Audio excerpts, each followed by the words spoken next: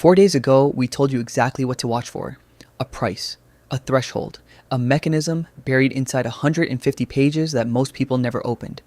That number was $175.50. Today, SPCX hit $225 intraday and is trading around $206 as we are recording this. We need to talk about what that means.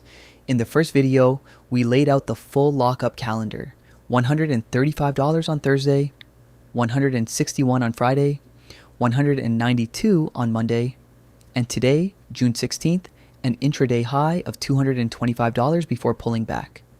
In 3 trading days, SpaceX went from its IPO price to a market cap somewhere between $2.5 and $2.8 trillion. It just passed Amazon. It just passed Microsoft. And almost nobody is talking about what that rally actually triggered inside the prospectus. So in the first video, we explained the performance trigger. Here is the exact condition.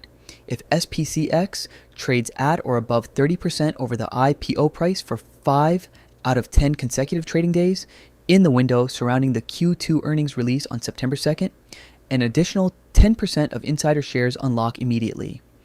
That threshold is 135 multiplied by 1.3. That is $175.50. SPCX crossed that number on day 2.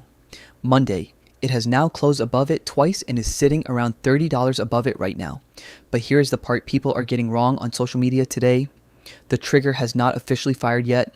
The trigger is not about hitting the number once. It is about sustaining the number. 5 qualifying days out of 10 in the window approaching September 2nd.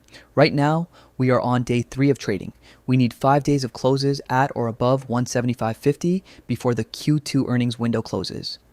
At the current pace, that threshold gets hit sometime around late June or early July, unless the stock falls back below 175 and stays there for multiple sessions.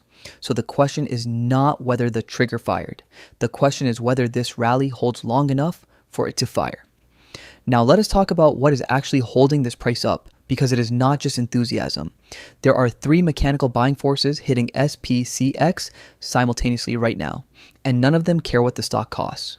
First, Russell 1000 inclusion, confirmed, effective, June 26th after market close. That is 10 days from now. FDSE. Russell updated its fast entry rules in May and SpaceX qualifies under those rules. Every fund that tracks the Russell 1000 or the Russell Top 200 has to buy SPCX before that date or fall out of benchmark. Second, MSCI inclusion, confirmed, effective June 29th. MSCI has had a 10 trading day fast entry rule since 2007. SpaceX cleared that bar easily. MSCI tracks somewhere between $15 and $20 trillion in fund assets globally. Even a small weight for a stock at a 4% float creates meaningful price-insensitive buying pressure. Third, Nasdaq 100 fast entry, not confirmed yet, but highly likely. 15 trading days post-IPO puts the eligibility window at late June. The Nasdaq modified its rules in May specifically to allow companies ranked in the top 40 by market cap to enter the index early. SpaceX at a $2 trillion market cap is not in the top 40, it is in the top 5. If it qualifies and gets added approximately $1.4 trillion in Nasdaq, 100 tracking funds has to absorb it. That is QQQ alone, plus every mutual fund, structured product, and derivative wrapper that benchmarks to the index. These are not investors deciding to buy. These are funds that have no choice but to buy. And they are buying into a stock with a 4% free float. That float number matters more than almost anything else right now.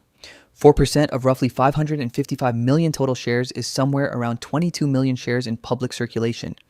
Meanwhile, you have trillions of dollars in fund assets being forced to allocate to a stock with 22 million available shares.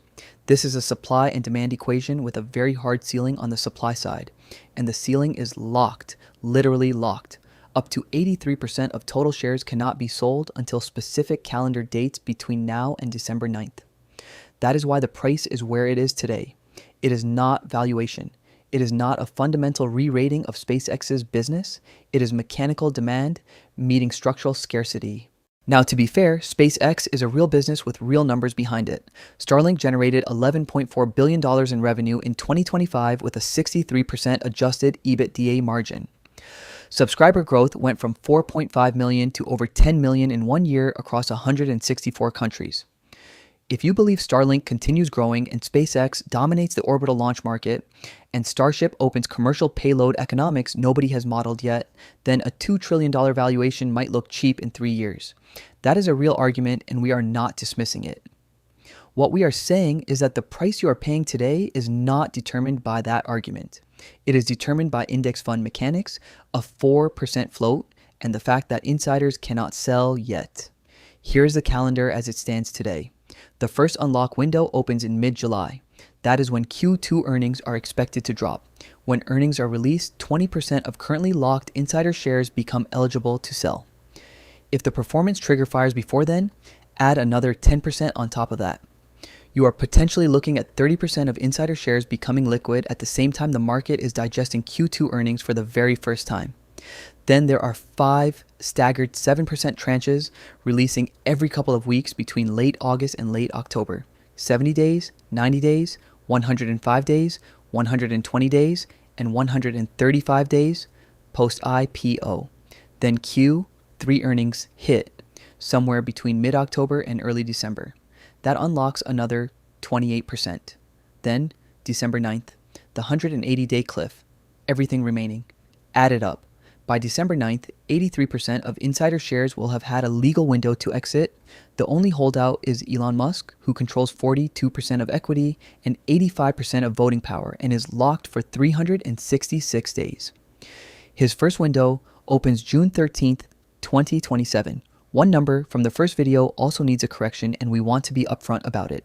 The first video cited full year 2025 revenue at $18.6 billion. That was a projected figure that was circulating before the S1 was finalized.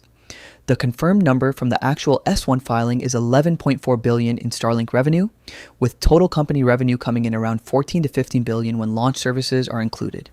That pushes the valuation multiple from 94 times revenue to over 130 times revenue at today's price. The valuation case is actually more stretched than we said last time, not less.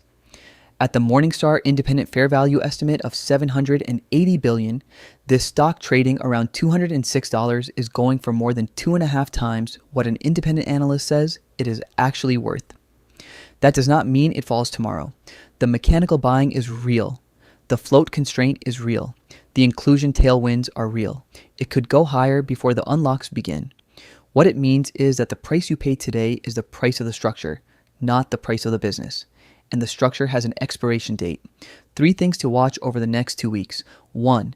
Does SPCX hold above 175.50 for 5 trading days total before September 2nd? If yes, the performance trigger fires and 10% more shares unlock at Q2 earnings on top of the 20% base. We are on day 3. Watch the daily close. 2. Does Nasdaq formally announce SPCX inclusion into the Nasdaq 100? That announcement typically comes around day 10 of trading, which puts it near June 23rd or 24th. If confirmed, QQQ fund managers have hours to begin repositioning. That is billions in forced buying happening fast. 3. What happens on June 27th, the morning after the Russell 1000 effective date? If the stock dips after the Russell inclusion passes, that tells you how much of this rally was driven by forced buying that is now complete versus genuine investor demand that continues. The first video told you to watch the calendar. The calendar is moving. We will see you at the next date.